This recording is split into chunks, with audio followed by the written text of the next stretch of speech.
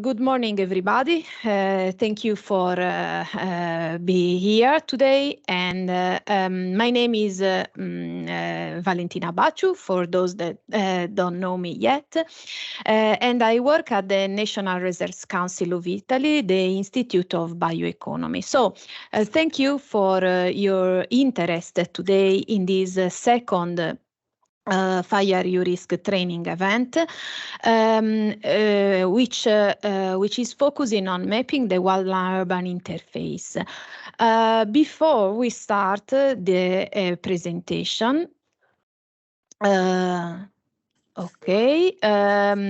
would like to add a few words about the FirEUrisk project. So this is a H2020 European project that will last for 4 years and started in 2021. And the project aims to improve wildfire assessment in Europe. Within this project, the consortium is about 38 partners, and within this project we will develop and evaluate a novel management strategies that will update the current approach to fighting wildfire. So we will develop a new tool for assessing danger and vulnerabilities of community and landscape, reduce wildfire risk by integrating societal factor and communication, and adapting to the future climate for a resilient future. So these actions are all risk-centered and will cover every relevant aspect of this issue while also considering the environmental context. So, in this framework, the National Research Council of Italy, my institution, is organizing a series of training events to support, let's say, the sharing and the inception of the project results between the researcher, let's say, and the actors involved in wildfire management. So this second training, the training of today, will focus on the wildland-urban interface. So the area where the human settlements are in or near patches of flammable vegetation. So today, the training of today will present the current state of art. We'll discuss about the rationale of view mapping, the common approaches, and also the participant will have an example of mapping the VUI in a single demonstration region. So in order to acquire let's say knowledge and capability also to map the VUI in the region of their interest. So our speaker today is Professor Avi Bar-Massada, Associate Professor at the Department of Biology and Environment at the University of Haifa in Israel. He held a PhD in soil, water, environmental engineer, and he was also a researcher associated with the Department of Forest and Wildlife Ecology at the University of Wisconsin. He is a landscape and spatial ecologist using a mathematical model, advanced statistical analysis, and remote sensing method to study the effect of human activities on landscape pattern and biodiversity. And in the framework of FirEUrisk project, he leads the work package on exposure and vulnerability, and his team produced the first high-resolution map of the wildland-urban interface in Europe. So our focus today. If you have questions or comments, please use the chat or the question and answer box. At the end of the presentation, my colleague Joanna Branco from Science Seed and I will convey the question that you will leave in the chat to Professor Avi Barmassada during the discussion section. And said all that, I think that we can start finally. And so, Avi, I will leave you the floor, and please don't forget to turn off your camera and mic. Thank you very much. Okay, thank you very much. Thanks, Valentina, for the nice introduction, and thank you for inviting me to give this presentation and about the wildland urban interface. And this neatly summarizes about 12 years of work on this subject, which started about a decade ago when I worked at the University of Wisconsin with a team of Volker Radeloff, which is perhaps the most famous or the largest team working on the wildland urban interface in the world.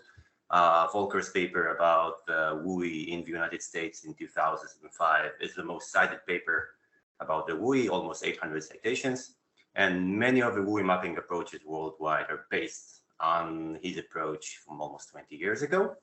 And I also have to thank two European collaborators. So first of all, José Miguel Pereira from the University of Lisbon, with whom I collaborated in mapping the Portuguese WUI, and we developed the approach called the linear WUI, which I will talk about in a few moments.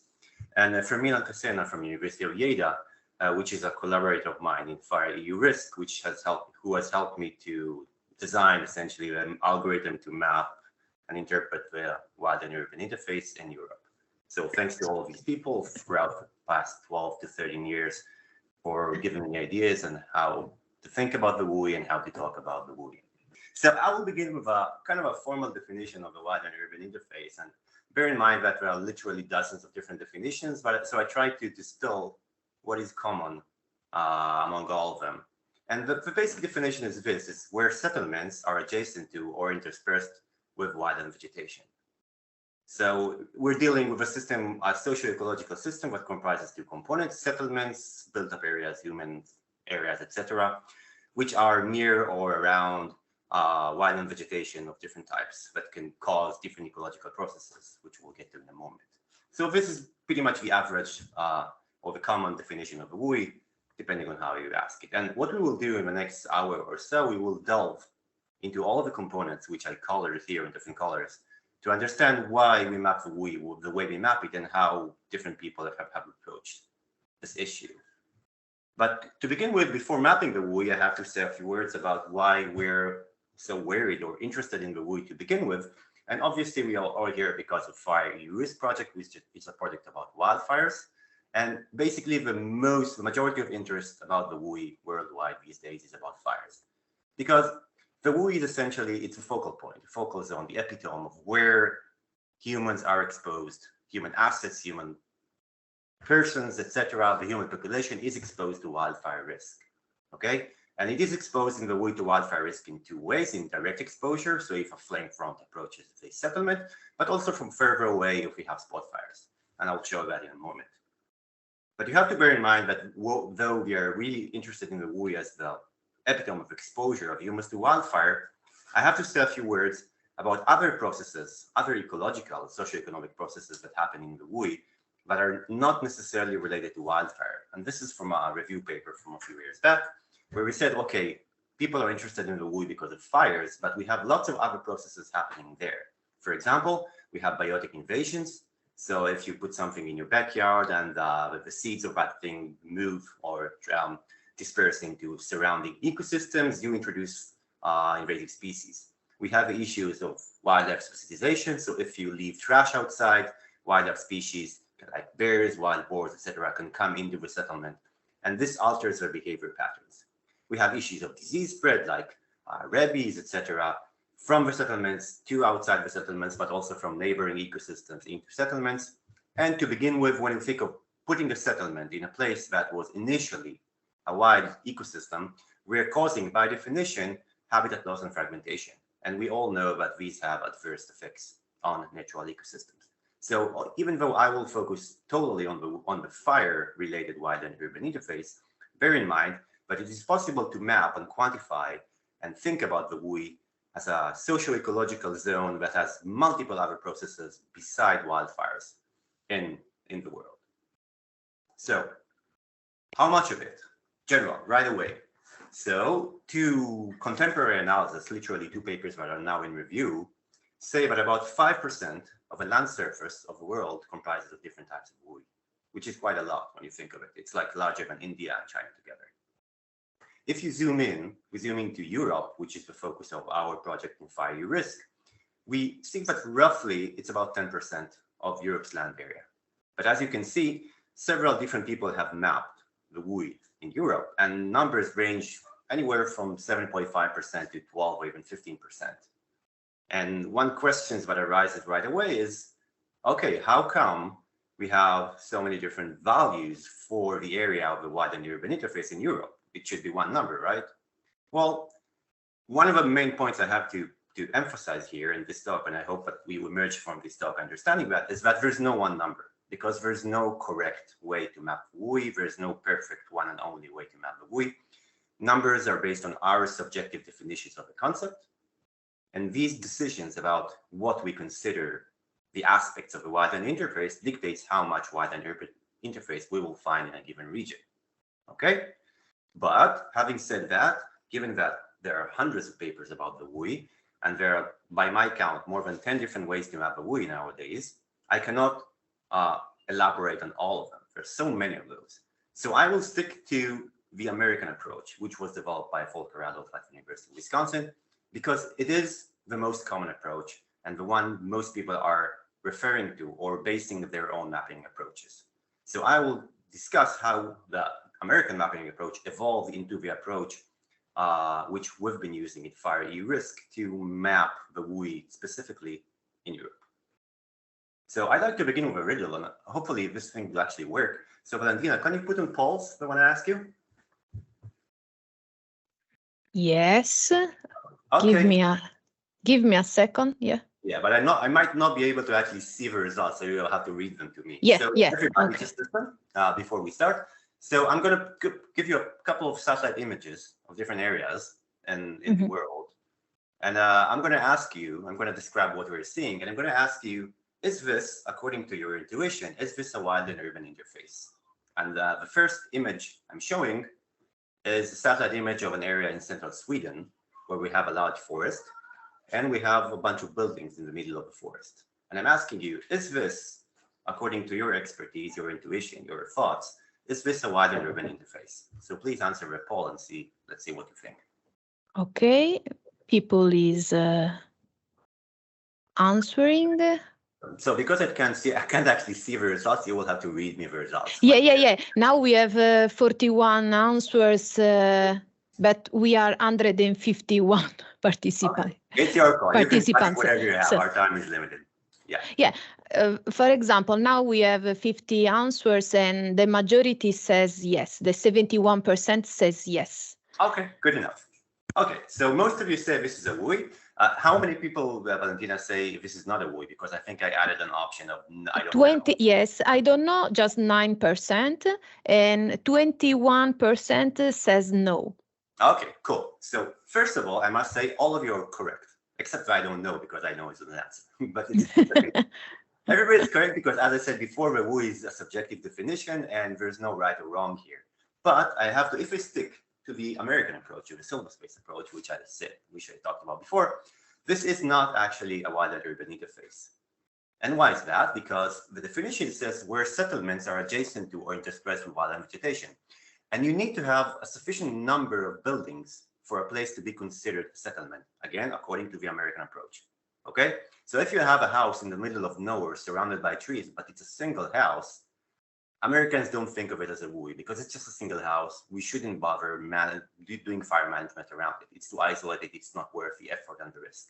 So in this case, we see just 4 buildings, and only one of them is actually a house where people live in. And if you calculate building there,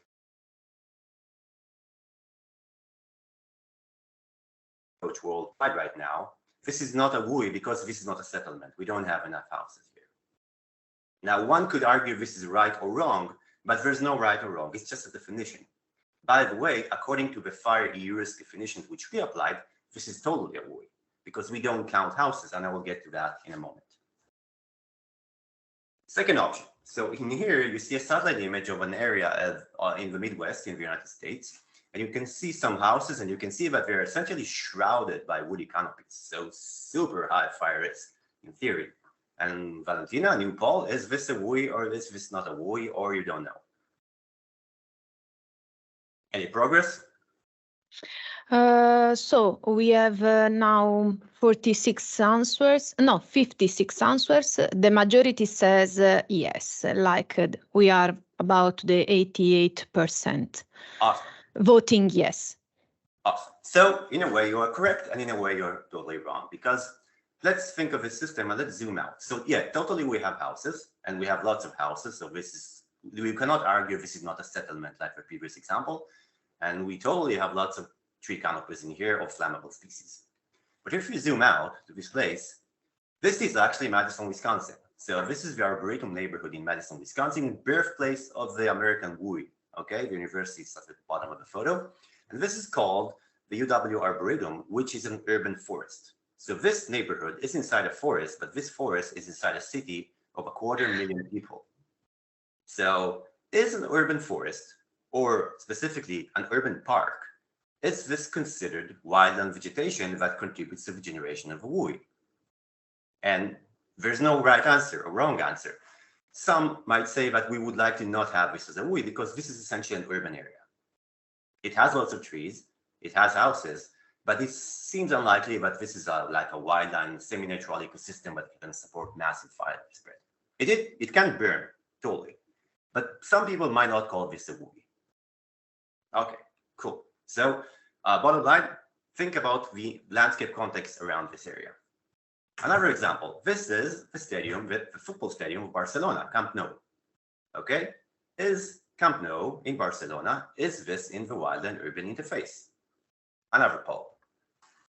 Okay, answers are coming. Right now, 53 answers. Sorry, 61 answers. The 89% says no. Okay. You may be right. You may be right. You may be wrong. I said I don't know, actually. Yeah, it's a good question. It's a tricky question because let's zoom out. Obviously, there's a building here, lots of buildings around it, but there's almost no vegetation. So in theory, not much could burn here. But if we zoom out, and you can see Camp Nou here on the right-hand side of the satellite image, we see here a very large forested area, which is the foothills just above the city of Barcelona. And the distance between the stadium and this large area of wildland vegetation and super flammable vegetation, these are Mediterranean species, is less than 2.4 kilometers. So according to the most common definition of a WUI, this is a built-up area which is within 2.4 kilometers of a large vegetated patch, which in turn could, under the correct meteorological conditions, provide firing embers to create a spot fire near the stadium. So if you use the American approach, this would be a WUI, actually. Okay, so even if you think as a soccer stadium, there's no way this is a WUI, it is definitely in the WUI according to the most common definition of a WUI these days. Again, no right and wrong. This is just a definition. So another example, and I will spare you the poll because I don't have a fancy image beside it. So this is an area, a suburb in Southern California, near Los Angeles. And what you can see here is that we definitely have houses, and they're definitely surrounded by some sort of semi-arid vegetation, but we have no trees in here. And one might argue, but if we don't have trees, we have only grasses, vegetation is not that much flammable, so this might not be called a WUI. Other people might say grass and vegetation is, or herbaceous vegetation is totally flammable, so this should be a WUI. So in this case, the definition of a WUI is not about the settlement, but is actually about the vegetative fuels around it. Are they considered to be flammable vegetation enough for this area to be considered as a WUI? And I will touch upon these examples throughout my talk. So something that emerged from your answers to my questions is that there's no one way to define what is a WUI, essentially. We have very subjective, very different opinions on what is a WUI. And my colleague Sue Stewart from the US Forest Service wrote about 15 years ago a really cool paper about the philosophy of mapping the WUI. And she said that, and I'll interpret for you.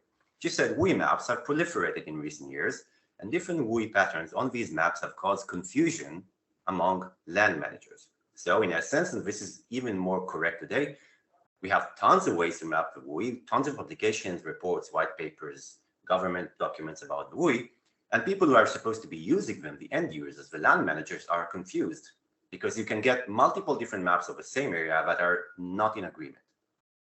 Back to Sue. She says, the underlying cause for these differences, though, are the different purposes for which the maps were developed, such as focusing on vegetation versus focusing on housing or mapping for local planning purposes, versus national policymaking. So she says, these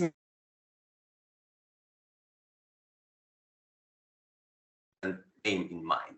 Some of them related to how we manage houses, some of them on how we manage vegetation, some of them are for local decision-making by firefighters, others by national level allocation of funds. So it is not surprising that you have different WUI maps. Now she comes to the solution, which is really cool. The solution is not to declare a single map best, or conversely, to tell managers not to use a given map because it is wrong, but rather to consider the purpose for which each map was developed and critically evaluate the quality of the data and analysis on which it is based. So this will come through my entire talk. There is no right or wrong WUI maps. All WUI maps are just as right as just as wrong because the WUI is a subjective concept. And this is because we have different aims in mapping the WUI and different purposes. So we make different decisions when we map the WUI. And the idea is for you as future WUI mappers, or for me as a WUI mapper, is that when we create a map, we are really, really clear and transparent about the decisions that went into creating that map, so that the end user of the map will be able to evaluate if this map is actually sufficient or suitable for his or her purpose. Okay? Be really, really transparent about how you decided to do things. And we're going to talk about it quite a lot now. So again, the basic definition, WUI is where settlements are adjacent to or interspersed with wildland vegetation. And what I'm going to do now, I colored each component of the definitions in a different color, and I'm going to go one by one. And when I'm talking about where, in essence, I'm talking about the geometry of the WUI in terms of the mapping product in GIS. When we talk about settlements, we mostly talk about the types of buildings that go into the WUI and the density of buildings that is required to be in the WUI. Then we talk about the spatial relationships between built-up areas and fuels. So in essence, how far are we from fuels, how much fuel there is around. And then final component is the characteristics of wildland fuels that go into the mapping of the WUI. So let's begin with the where, the simplest thing. Talk about WUI geometry. The geometry of the WUI can be one of three major approaches, though the first one is actually quite rare. This was developed in Portugal, and they went to the dictionary, and the dictionary says, or we went to the dictionary, and it says, well, the interface is a line. It cannot be an area. So when you map the WUI, in essence, you should map the borderline or the demarcation line between human settlements and flammable vegetation. So these guys develop a very nifty algorithm to identify those yellow lines here that differentiate, or red lines, sorry, that differentiates between settlements and flammable vegetation. And when you report on the results of such a WUI, you report not on the area, but rather on the length. So you can say we have 500 kilometers of WUI in this region versus 200 kilometers in another region. But you can also say something about the individual houses if you have information. You can quantify the distance from houses to this line and say something of like, how many houses are within 1 kilometer or 500 meters of a WUI, and produce these statistics. So this is one approach. It's, to my best understanding, it was only used once, but it's still really cool, and I wanted to highlight its existence. The second approach is what you might call the original approach. So this is from Volker Radolf's paper from the early 2000s. And he created what we call the polygon-based WUI approach. So a polygon is a shape, but it doesn't have necessarily the same size and the same structure. And it is based on the fact that the US, as an organized country, has what they call the centennial census, decadal census. Once every decade, people go and collect statistical information about polygons across the entire United States. And these are called census blocks. And you can see them in here. So they're demarcated by lines.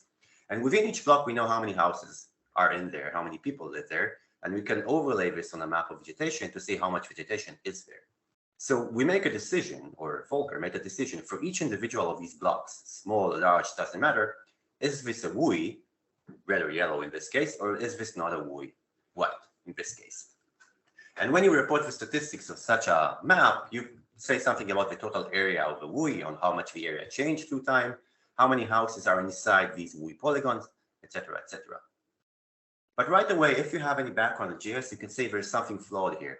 The flaw is that by definition, we would like to have maps that have identical minimal mapping units. And in this case, specifically the way the US census is built, the more you go away into rural agricultural areas, you get larger and larger census blocks. And there's no information on the differences inside the census block. So if this large census block here, hopefully you can see my marker, it might have totally different configurations of houses within it. So this will be called the WUI regardless of what's happening inside. And this is undesirable.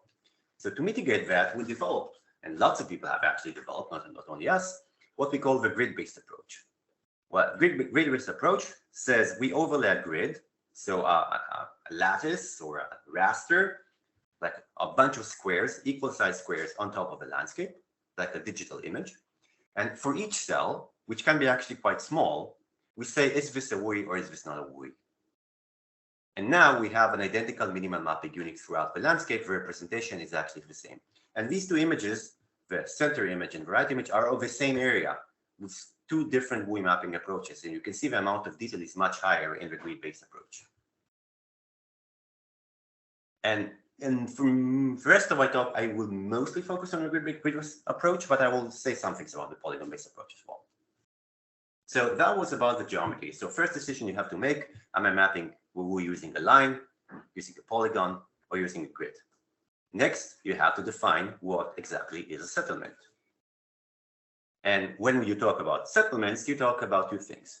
What types of buildings are considered to be part of settlements, and how many buildings are needed to exist in order for a settlement to be counted. So the first decision you have to make is, are we counting as potential WUI all building types, regardless of purpose, or just houses, so human dwellings? The original approach, is to count only houses, because houses are where people live, and we're interested in the exposure of the human population to wildfires. In that sense, if you have a chicken coop or a barn or a factory, people don't live in a chicken coop or in a barn or in a factory, so we don't count them. We essentially ignore their presence on the map, and we only focus on mapping the WUI around houses. But this is a subjective decision by the mapper. The US approach says, let's just look at houses. A French approach from a decade ago also looked only at houses, dwellings, they call them. But in FirEUrisk, we actually don't look only at houses. We look at all buildings because we think that all buildings have economic values. And other components of our project deal with economic loss to wildfires. So we need to know where all buildings are, regardless of the presence of people. Second stage is, okay, like the first photo I showed you from Sweden. Can a settlement comprise a single building? Do we need to have a bunch of buildings for them to be considered a WUI, or a single building is enough? And in FirEUrisk, we decided we want every single building that is exposed to fire risk to be counted in the WUI. We do not discriminate against isolated houses because they too have value, they too might contain people, etc., etc. But this is a byproduct in a way of thinking of a WUI in Europe, which is a much, much denser continent compared to the US, where you really have lots of isolated houses. So if you say no, you're taking the US approach, and you have to say, okay, I have buildings. How many buildings do I need to have per unit area for this area to be a candidate for being a WUI? In other words, you're saying the widen urban interface potentially can be only where building density, so number of buildings per unit area, is above a certain threshold we predefine. So let's run with this threshold. How do you quantify building density? You have two options. If you have a polygon-based approach, like I showed you before, it's actually quite simple. So this is a zoom in on an area in California. Each one of these polygons has a number. The number is the number of houses. So you can simply do, so if you have 90 houses here, you just divide 90 by the size of this polygon, you get a number, and you say, is this number large enough for this area to be considered as a WUI? But nowadays, people typically don't use a polygon-based approach. They use actually accurate data on houses or built-up areas. Like on the right-hand side, this is a picture of the same, or a map of the same area as the left. And to quantify building density, we need to use something called a moving window approach. So what we do, we define a grid of built-up areas, and we define the size of a cell, say 100 meters by 100 meters. So we overlay a cell in it, and now we have to count how many houses, or what's building density around that cell. Because cells are small, we don't typically look inside the cell to calculate the density, because if I take a 10-meter cell, it's smaller than an individual house. So there's no way to quantify housing density in it. So what we do, we create these circular buffers over a certain radius r.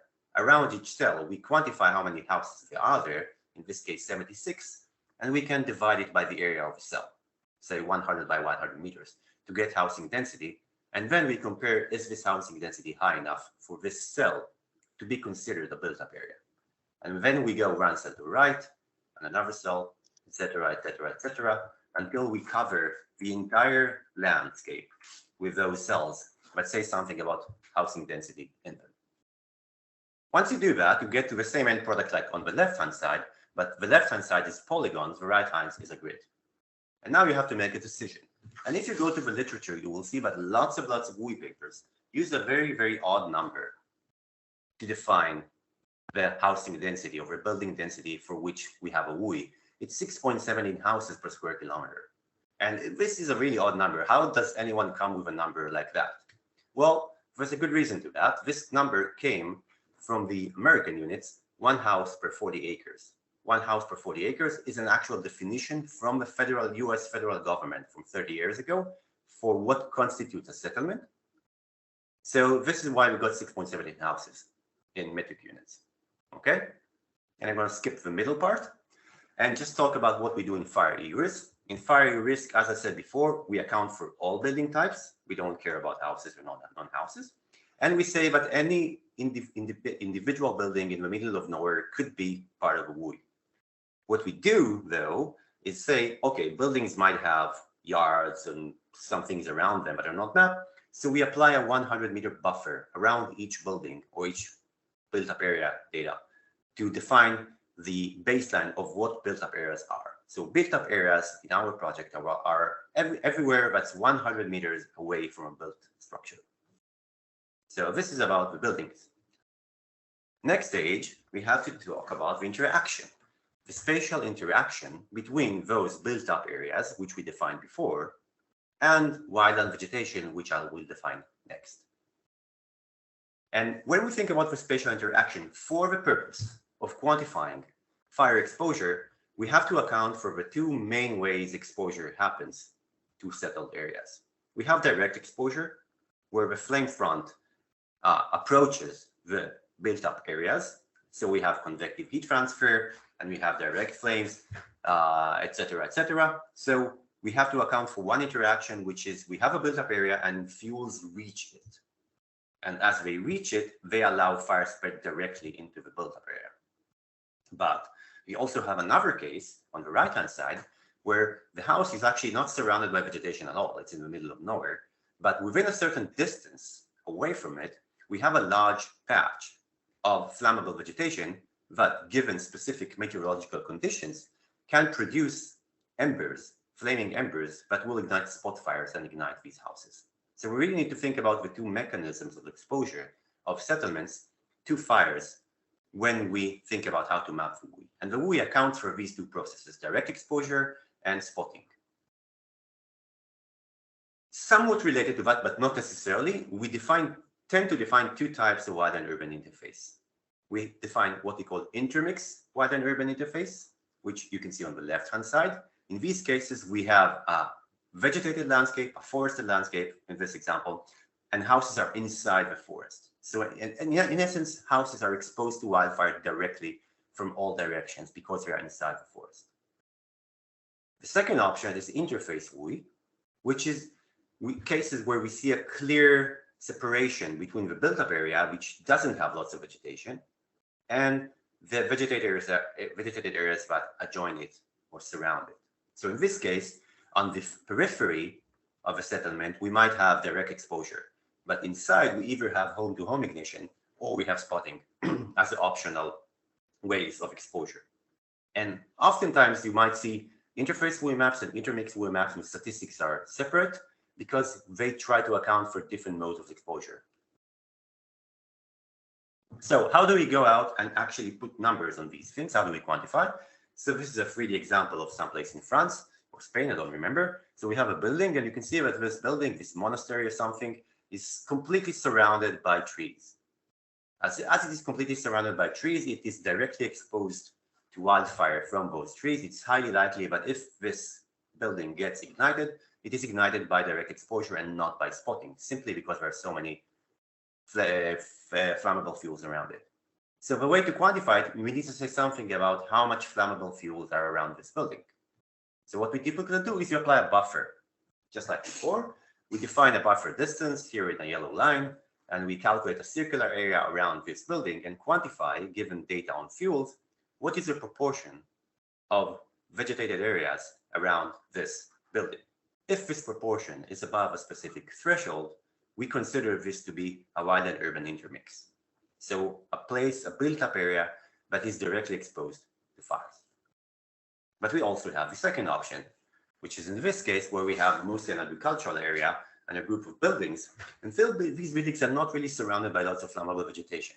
So you cannot say that direct exposure is the optimal route of fire affecting those buildings, because we are surrounded by what I would call low flammability matrix, so mostly agricultural crops, low flammability, so somewhat less unlikely to ignite these houses. But what we do have here is we have further away, we have a very large patch of flammable vegetation dominated by oak trees or something, and under specific conditions, these fuels can contribute to the exposure of this house to spot fires.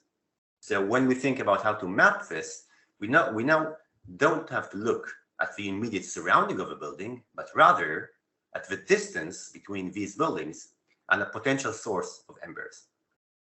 And the way it works algorithmically, is like this. So the two rasters I'm showing you here, two gridded surfaces, represent flammable vegetation. In gray, we have flammable vegetation. In white, we have non-fuels. And in the center of each one, I said this is a built-up cell at the center. So to quantify intermix WUI, direct exposure, what we do is we apply a buffer like I showed you before, and we count how many flammable cells are around it. If a proportion is above a certain threshold, this will be defined. This built-up cell only will be defined as intermix WUI. On the right-hand side, you can see the interface case. We have a built-up cell that is surrounded by non-flammable vegetation, but is within a distance capital R to a very large area A of flammable cells. If R is short enough and A is large enough, we consider this built-up cell to be potentially exposed to embers, and thus it will form interface WUI.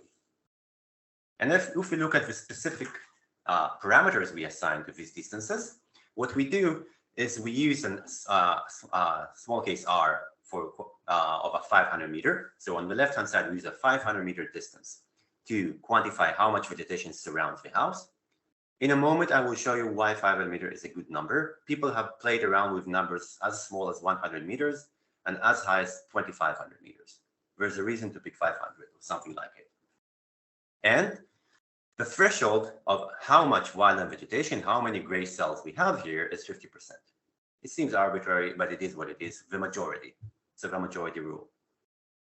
As for the interface WUI, the values capital R and capital A, the distance we use in FirEUrisk to define the risk of exposure to spot fires is 600 meters.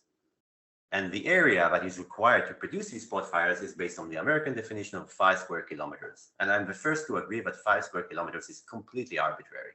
But it is something big enough, and it's a nice number. But where does the 600 meter come from?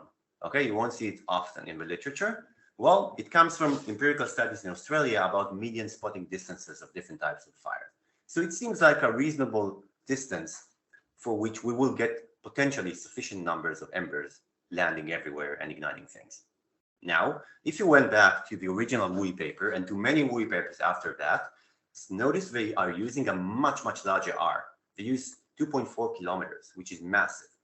2.4 kilometers accounts not for the median distance of ember travel, but rather to the maximum distance of ember travel. So what they're doing there is they're accounting for low probability exposure, but at much larger areas. So the overall area of a WUI will be much larger because they allow places that are further away from vegetation to be potentially included in the WUI. Next and final step in terms of a definition, we have to talk about wildland vegetation, and specifically we have to talk about several different characteristics of wildland fuels. The first is landscape context, which I showed you before, and the second is fuel type. So let's get back to the example in Madison, Wisconsin. We saw that urban forest that is surrounded by 200,000 people around it and agricultural areas. So one might say this is not the WUI because these are not wildlands. It is flammable vegetation, but it's inside a city. And an analogy would be to take an area, I think this is in somewhere in Northern Europe, where we have tons of agriculture, low flammability, and in the middle of this agricultural area, we have remnant forest patches. And what you can look at these houses here, these, I don't know what are these, chicken coops, whatever, and say, are these a WUI, even though there's only a single forest next to them and nothing elsewhere? So it is okay to map this as a WUI. It is okay not to map this as a WUI. We feel that we have to try to remove the effect of urban parks from the WUI. And there's a way to do that. It's not trivial, but there's a way to do that. And it is to tweak the distance thresholds we used before. So I'm going back to Barcelona for this example. So here is a park in Barcelona. Sorry, I don't know the name of this park. And I marked the location of an individual building at the edge of this park. Now, if I want to quantify wildland urban interface, first I have to use the short distance buffer on the left-hand side to say how much vegetation is around this building. And if I apply a short range distance buffer here, I get, in this case, that there is more than 50% vegetation around this building. Hence, this is a wildland urban intermix, which doesn't seem so right in this case. So how can I avoid this? What should I do? So what we do, and this is the reason for the 500-meter distance buffer I showed you before. When we increase the buffer distance, specifically in urban areas, what happens is that these parks no longer contribute to the emergence of a WUI, because now we have less than 50% vegetation around this house, because it is mostly surrounded, by definition, it's a city, by buildings. So this is no longer considered to be an intermixed WUI. At the same time, if you think about the area A, the capital A area of a source of embers, A is 5 square kilometers. It's really, really big. There are not many urban parks in the world, but there are 5 square kilometers. So we're eliminating these forests, these urban parks, as potential sources of embers to their surroundings, and this will not be considered a WUI, either intermix or interface. But obviously, this is not a perfect solution. This was a trial and error solution of looking at lots of different maps with different thresholds to see in which cases parks are included in the WUI and in which cases they're not included. And the 500 meter is kind of a rule of thumb accounting for sizes of parks across many cities. But if you use 500 meters buffer distances, it's not going to create a WUI. Next, and maybe the most controversial aspect of mapping the WUI is about the vegetation. So, fuel type. Because, as I said before, we are mostly interested here in mapping the wildland urban interface in terms of the context of fire. So when we talk about wildland vegetation, in other words, we're saying flammable vegetation. Okay? If you're interested in mapping the WUI from another ecological perspective that doesn't require vegetation, be my guest, don't use vegetation at all. It's okay. But here, when we talk about vegetation, we think about things that can burn. But everybody knows that there are massive differences in flammability among different vegetative fuels. And consequently, the associated hazard to human settlements from these fuels varies significantly. So you have to make a decision what kind of fuels are counted in as flammable vegetation. And in the vast majority of cases, you will lump, or people will lump lots of different classes of flammability into the same flammable class. And this is a limitation of the approach. There are ways to overcome it. I will show you in a moment. Also, when we think about, right now, when we're mapping the WUI in Europe, our colleagues in Sweden told us, hey, you know, we have some deciduous species here which are considered to be almost as fire breaks. They don't burn. But they don't burn now. I did lots of work on fuel moisture estimations. Maybe one day in the future, with droughts related to climate change, these species that are now practically unflammable will become flammable. So when you create a map, think about the future as well. Think about changing conditions that will render species that now have low flammability. Eventually, they might have high flammability. So the basic WUI map assumes just one type of vegetative classification. It's a binary classification to wildland fuels and other or non-flammable vegetation. This is why I showed you before the white cells and the gray cells in the WUI map, in the gridded map of vegetation. Okay, so when you define wildland, you are lumping together lots of different classes. This is okay, as long as the user of a map knows that you are lumping together grassland vegetation and pine species and deciduous trees and whatever you have. It's your call. Also, you can do a slightly more complicated WUI map in terms of the amount of classes to provide it. You can do a map that has a grassland WUI, which will happen where settlements are surrounded by grassland vegetation or herbaceous vegetation. And a different component in the map will be woody WUI. So where human settlements are surrounded by woody fuels, such as shrubs and trees. Your call. But these choices have implications. And the major implication they have is on the consecutive area, subsequent area of the WUI that will be mapped. The more fuel types you include in flammable vegetation, the larger the area that will be considered potential WUI, because you're adding more and more areas across the landscape. So just as a super clear example, super fast example, this is the European Space Agency's land cover map for 2020 of an area in central Portugal. And in greenish colors, you see vegetation, different types, red as built areas. If we just take classes 10 and 20 from this map, which is what we do in FirEUrisk, you're taking just trees and shrubs. And this is a binary map of wildland vegetation that results. Okay, in dark green, we have trees and shrubs, so likely the wildland urban interface will be in the urban areas, built-up areas that are near those green areas. If, on the other hand, you say, I want to include grassland vegetation, not cropland, just grassland, into my vegetated layer, this is what you will end up with. So pretty much the entire landscape has some sort of vegetation in it. Grasslands cover almost 30% of the landscape in this case. And the result will be that your wildland urban interface map will contain lots of additional areas that are exposed, though, to grassland vegetation and fires that might spread upon grassland vegetation with their associated hazard, which is quite lower on average. So again, there's a trade-off.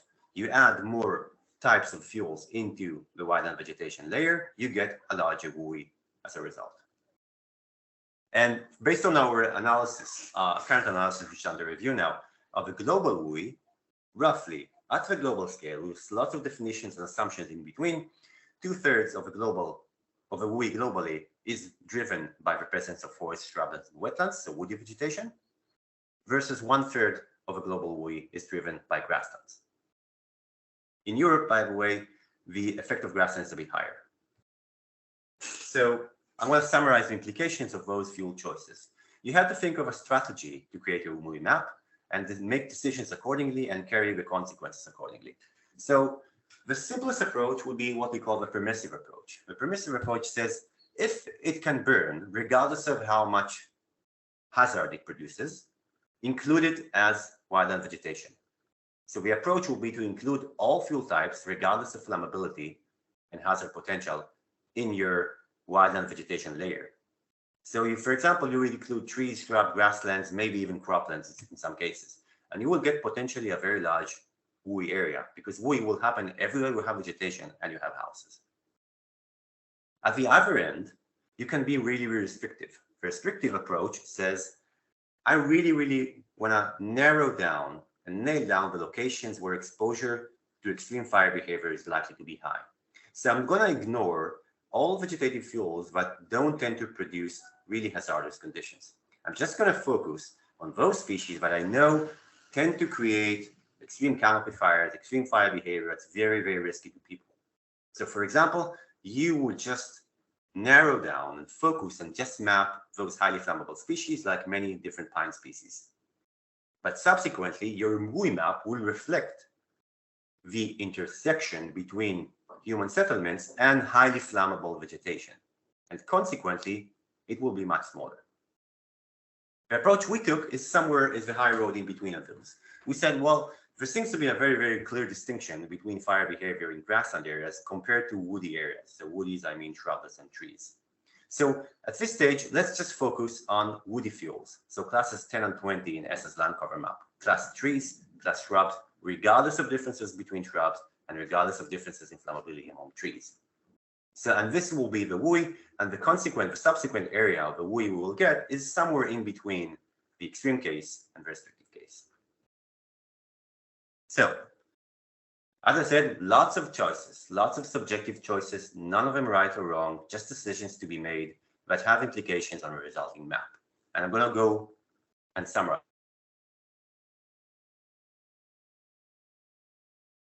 A line, a polygon, or a grid to define the WUI in a GIS system. When you think about settlements, do you account for houses, like dwellings where people live, or all building types, or some building types? Do you account for all houses, or just areas that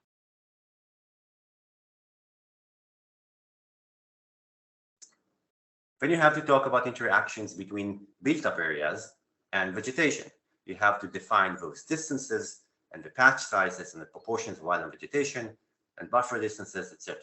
All of these are decisions to be made, and they have huge implications. Then you have to think about wildland vegetation.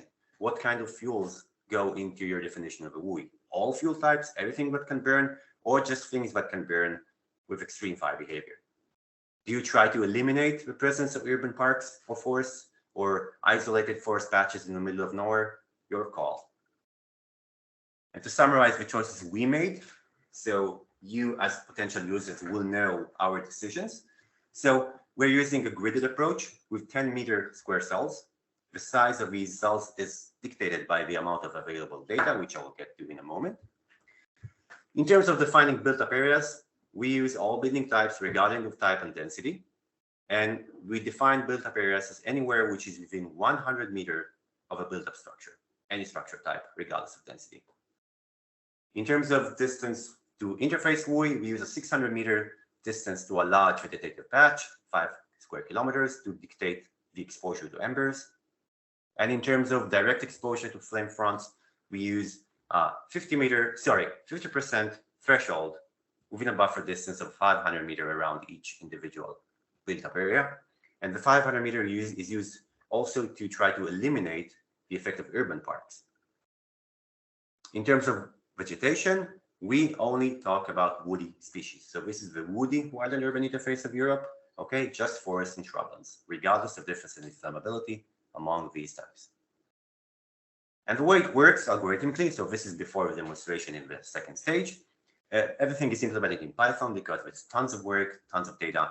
And the input data we used, which I will show you in the demonstration, use the European Space Agency land cover dataset, which has 10 or 11 classes, and we just take the 2 woody classes, forests and shrublands.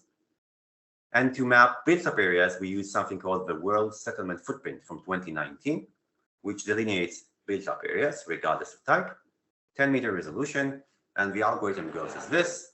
We begin here on the top left side.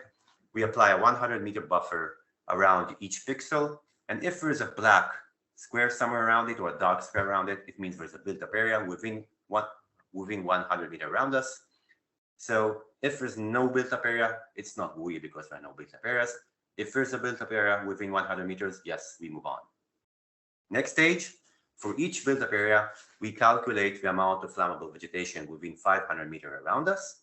If this number is larger than 50%, we call this built-up area an intermixed wildland urban interface.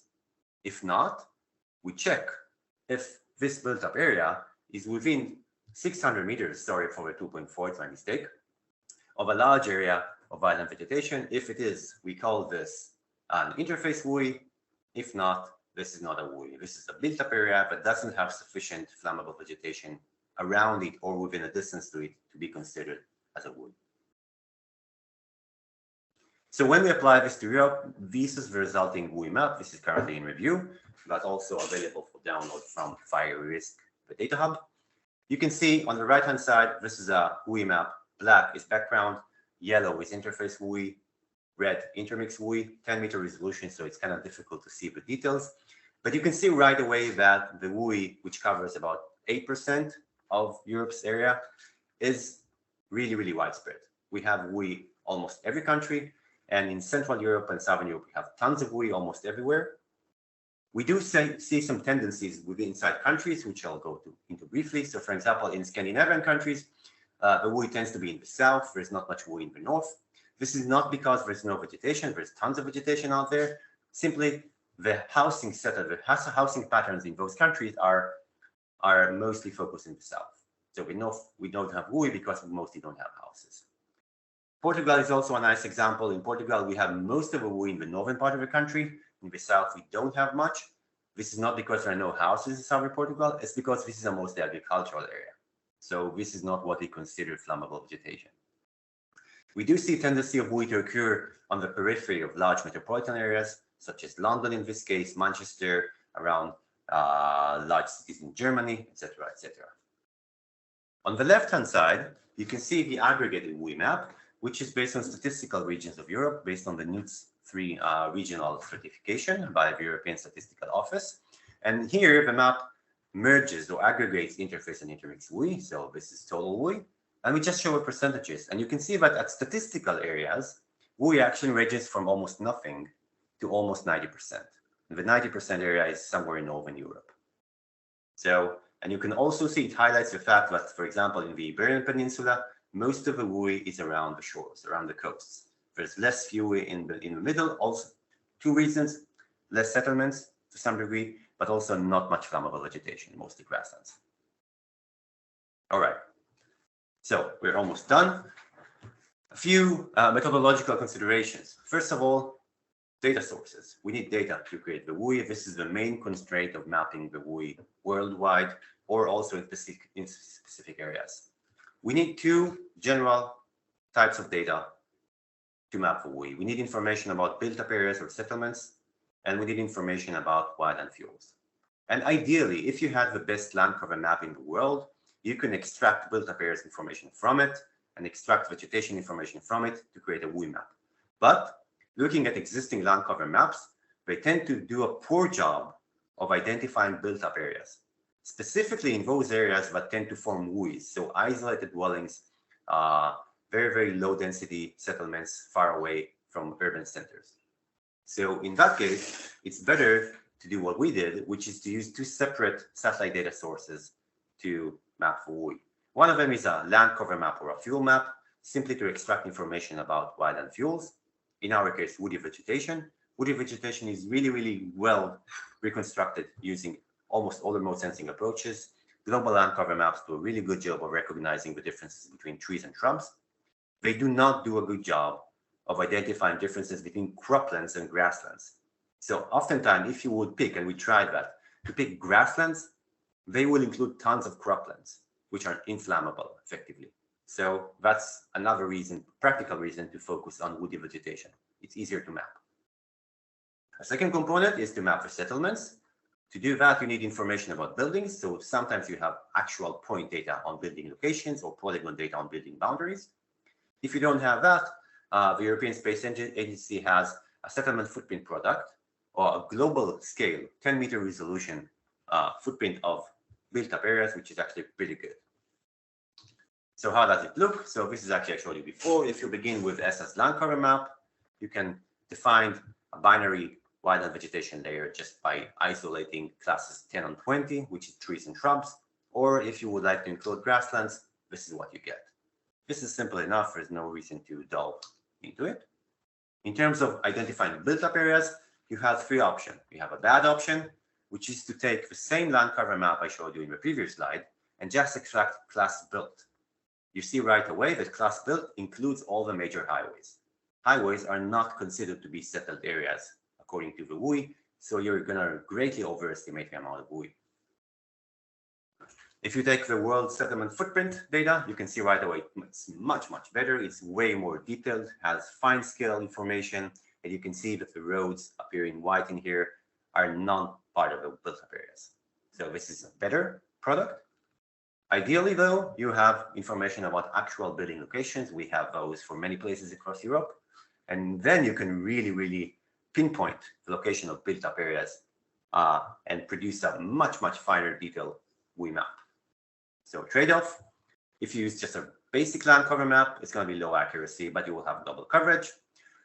Better to use a world settlement footprint product because they have much better accuracy and global coverage. And best accuracy will be obtained by using buildings and points.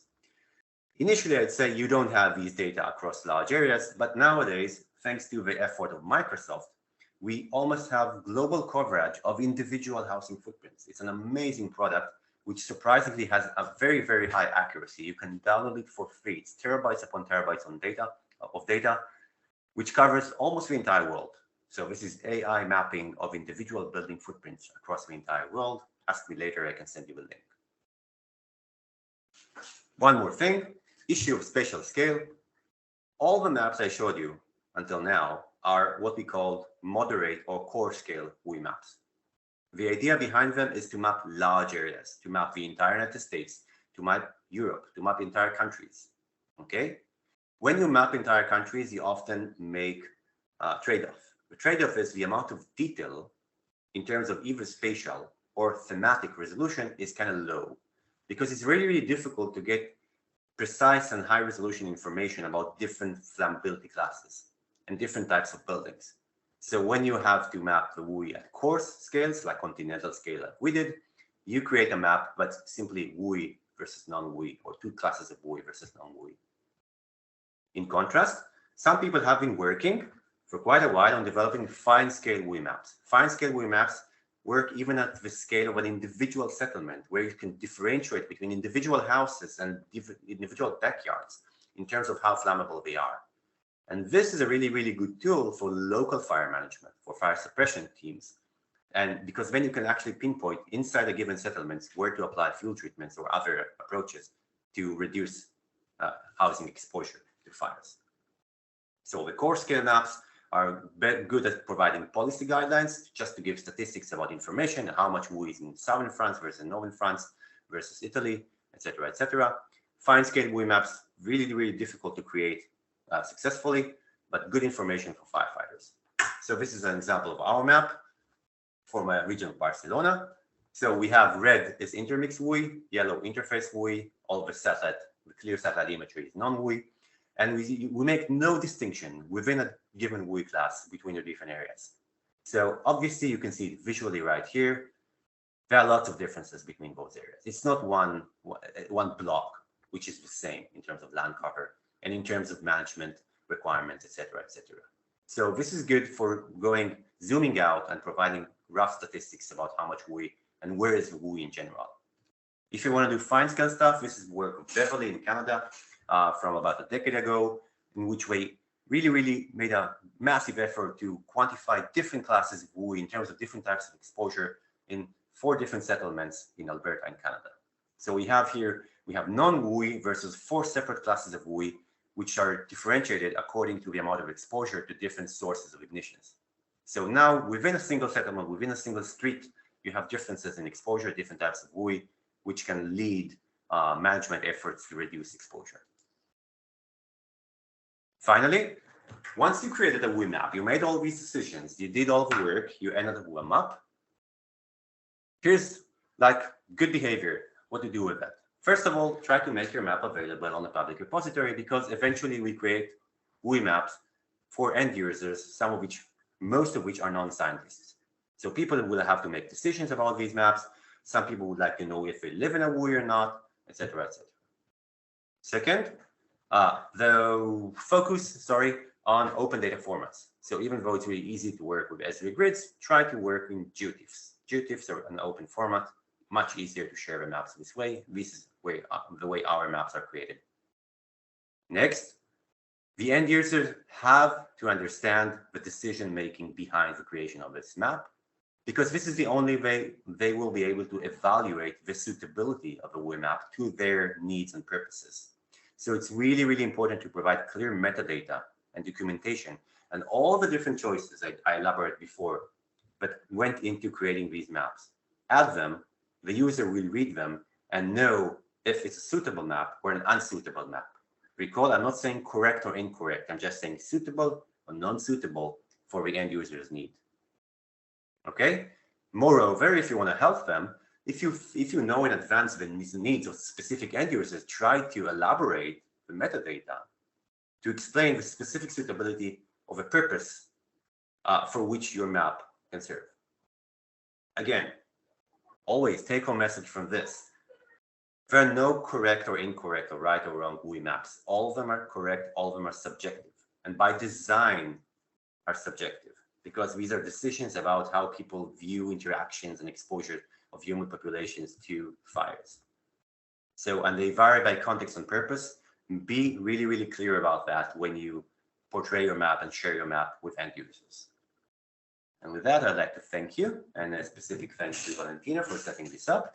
And I'm going to take questions. Thank you very much. We do have some question in the chat. So, okay. So the first one is about the ESA data. Which class do you use from ESA? 10 and 20. 10 is trees, 20 is shrubs. Okay. Is this approach of housing density based on a kernel density function? Well, it's a moving window analysis, so it's akin to a kernel density, but it's not a Gaussian kernel. We use a maximum, so it's sufficient to define the built-up area. It's sufficient to be within 100 meters of any built-up structure. So we don't do a kernel approach; it's a moving window approach. Same thing. Okay. WUI mapping results. What about the Iberian Peninsula? Why does it show minimal WUI? Well, it has lots of WUI, but it really depends on where. So if you go to northern Portugal, for example, or Barcelona, or in essence, any coastline, within 50 or 100 kilometers of the coastline, we have tons of WUI. It's only the central parts, the high regions of the Iberian Peninsula, where you have more open areas, more agricultural landscapes, not many settlements, obviously not discounting Madrid and the big cities. We just don't have enough vegetation for it to be considered a WUI. Okay. The next question is still about the ESA land cover. Is there a specific reason for using the ESA land cover as input for the wildland urban interface mapping? Have you tested other land cover data sets such as dynamic world? Yeah, so we tested a few. We tested Esri's land cover map to begin with, and another one, I don't remember the name, it was 2 years ago. And just looking at ESA, it was the most accurate. It's not a formal accuracy assessment, but we did read the documents of ESA's accuracy assessment, and they seem to be pretty high compared to others. Nowadays, by the way, that's the thing, what happens in a big project. When you start working, we started working right away with available data sets. What I do now is I would go and take the FirEUrisk fuel map versus a European map of FirEUrisk, and I would use it instead because it has way more details. Okay, it simply wasn't available to us when we created the maps a year ago. Yeah. Indeed, the fuel map of FirEUrisk have been presented 20 days ago to the, let's say, general public. So I think now it's available. Yeah, I mean, we can hold on. We can rerun the whole thing using FirEUrisk map. It just will take a month because it's a server time, etc. Yeah. Okay. So let me check. Okay. Okay. How to set the data for the different scale, state, region, and city? Okay, set the data. You mean creating different maps, or? I'm not sure I understand, so please elaborate the question. Fabio Casule, please, if you can write a bit more the question, elaborate a bit more the question. I think it's a matter of scale. It's asking how set up all the data for the different scales, state, region, and city. And a curiosity, the definition of WUI is mostly related to the presence of building. Do you have any advice in how to consider other kind of anthropic structure like roads, electric lines, railroads, that can be very strategical from an economic point of view, but also surrounded by vegetation only and not buildings? Yeah. How is this considered in the U mapping you did? So the WUI mapping we did focuses specifically on built structures. So buildings, different types of buildings, regardless of type. We ignored railroads, we ignored roads, parking lots, etc., etc. Though I would see why some will consider them important, because obviously a highway is also exposed to fire risk and actually has produced in history lots of cases where with lots of fatalities. But the solution is quite simple. So when you create the initial built-up map, just don't use just buildings. I mean, add into the built-up area component of a map all the infrastructural structures you're interested in. It's actually quite easy to add the roads in it. So it's just a matter, it's one of the things we're focusing according to the classic definition on buildings, but it's straightforward to include any structure that's interesting to the user, including roads, obviously. Okay, then another question from Lilian Vallée. Don't you think it could be great to produce a seasonal WUI map depending on fire weather index, so related to drought condition? This would affect vegetation flammability and thus the extent of WUI areas? Yeah, that's totally possible as well, because what people have been doing in WUI is creating a static WUI map. So we take one point in time for which we have data and we create a map. But obviously, exposure and flammability change with conditions across the entire year. So peak fire season versus shoulder fire season. If you do a fine scale WUI map, I don't think it's possible with coarse scale WUI map because exposure is going to be difficult. But you can create multiple maps per season. Sure, yeah. And the smaller the area you're creating them, the better the data you will have to evaluate actual exposure.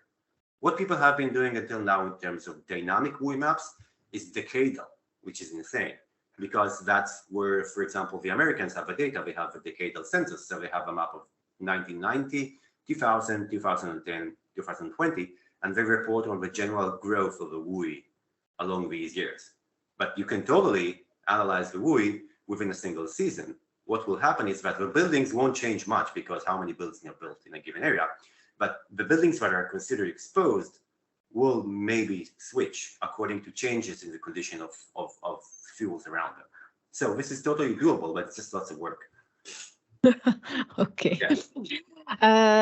The next question is from Alex Filkov. You presented a way to develop WUI maps for fire management purposes.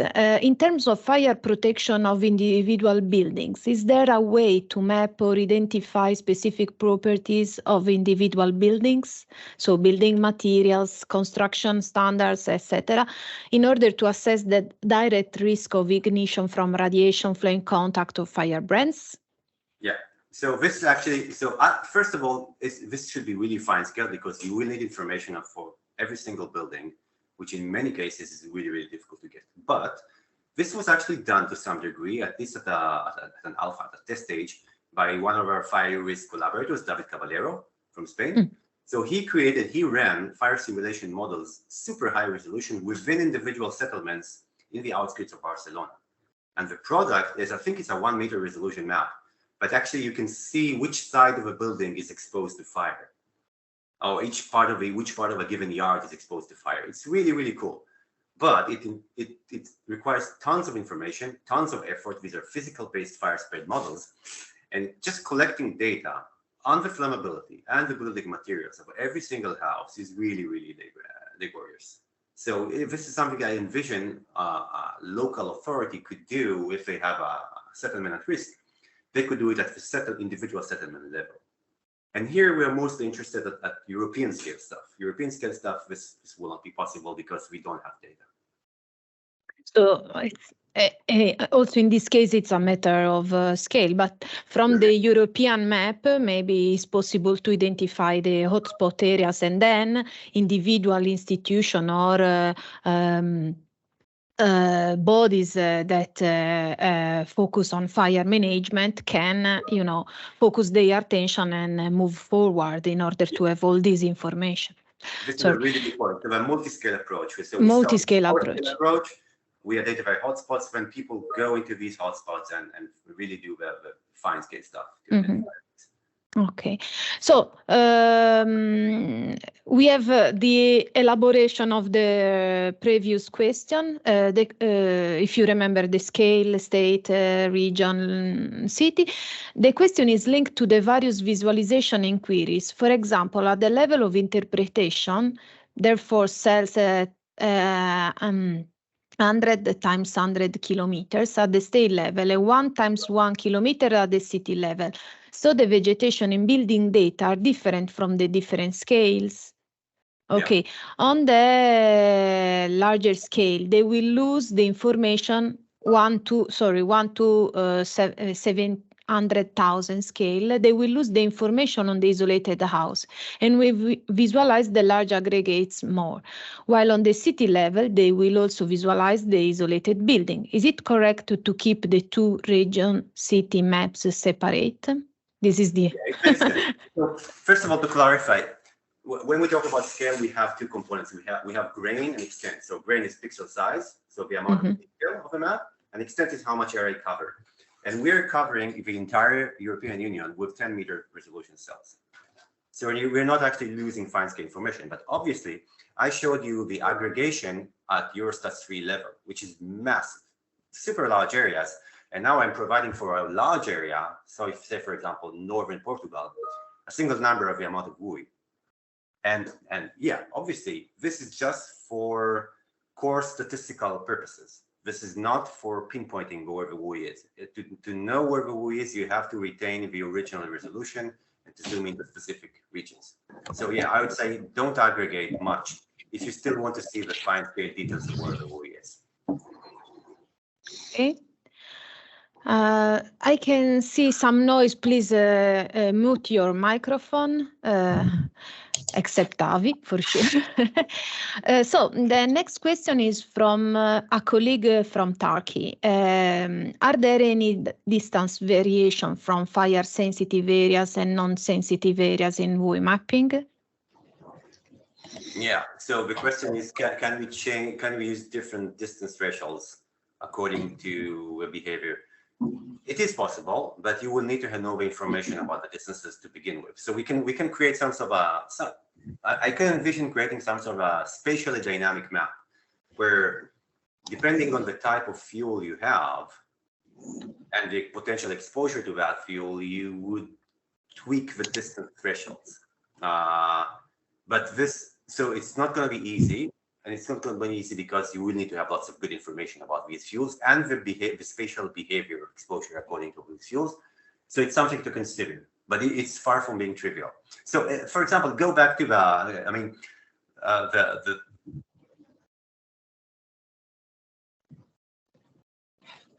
did account to some degree to different kinds of exposure. So they did like short distance spotting, medium distance spotting, and long distance spotting.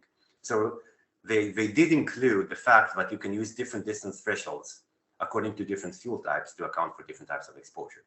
And this adds information to your map. So this is possible, but notice they did that on 4 individual settlements. So this is how difficult it is to get the data to do it properly. Okay, so there is another question, but is not completely elaborate, I will say, because it is asking non-EU countries, probably is asking if you are going to develop the WUI mapping for other non-EU countries. Yeah, okay. So I also see some questions. Someone asked about the references. So for sure. Yeah, so my reply is this. The American team, I'm still working with them, and we have a paper under review, which is the global WUI map. Oh, okay. It's high resolution. And hopefully it will get accepted. Once it gets accepted, we will publish the map and everybody could use it. Okay, and well, I don't have any other question here. Sorry, there is someone with the mic open. Can you close it? Thanks. The last question is the availability of the map you created. So you mentioned during the presentation, you mentioned the data hub. Yeah. So but I think that yeah. No, I think that the FirEUrisk data hub is restricted to FirEUrisk participants. So I don't know if your map will be made available soon. Well, it will be made available by the project because all products of the project are European and they will be open. I'm not sure it will be open right away.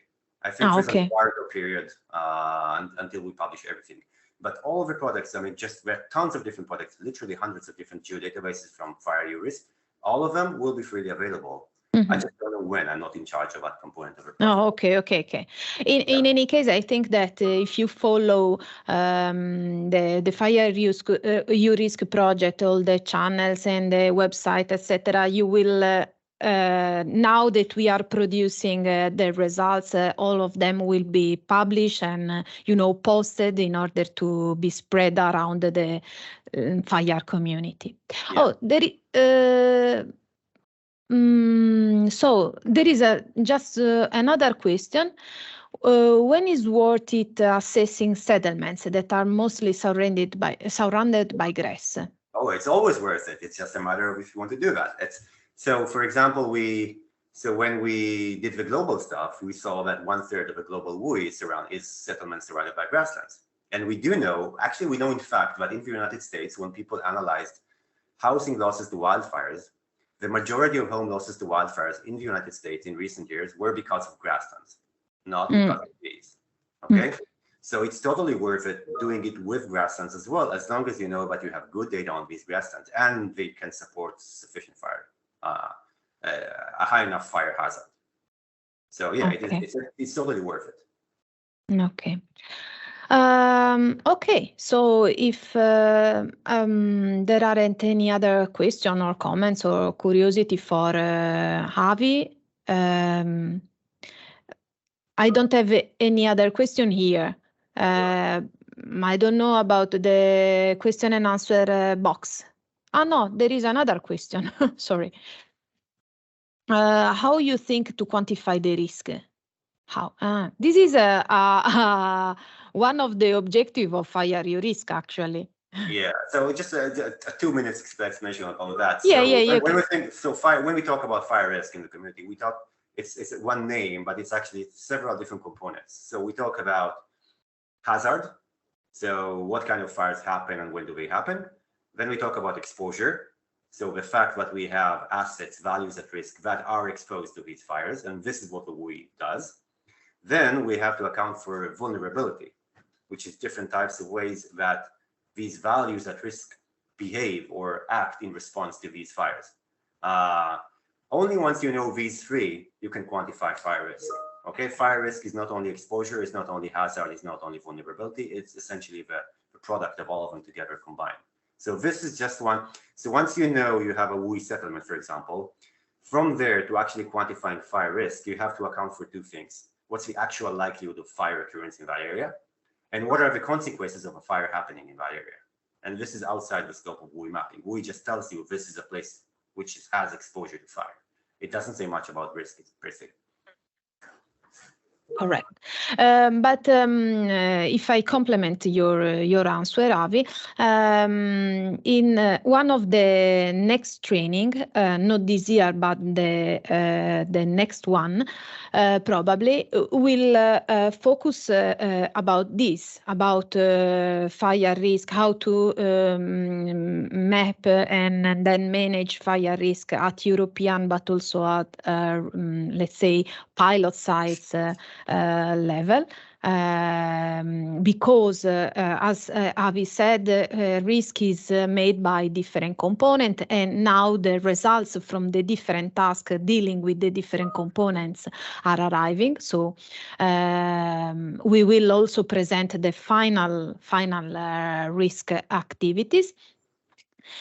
This will be by 2024, 2024, which is also the end of the project.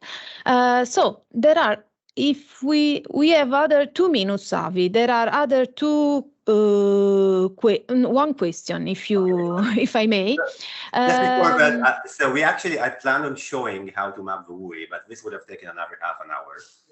But I gave you the data, so maybe you can share with participants. Sure. 2 GeoTIFF rasters. One of them is land cover, the other is buildings footprints, or settlement footprints. And there's a slide that gives as far as I hope, a really, really clear explanation on how to utilize ArcGIS, sorry, not QGIS, to use these two to create a WUI map. So it outlines the entire algorithm, not in Python, so not in code, but in actual GIS commands. Okay. So people can generate their own WUI maps based on that information.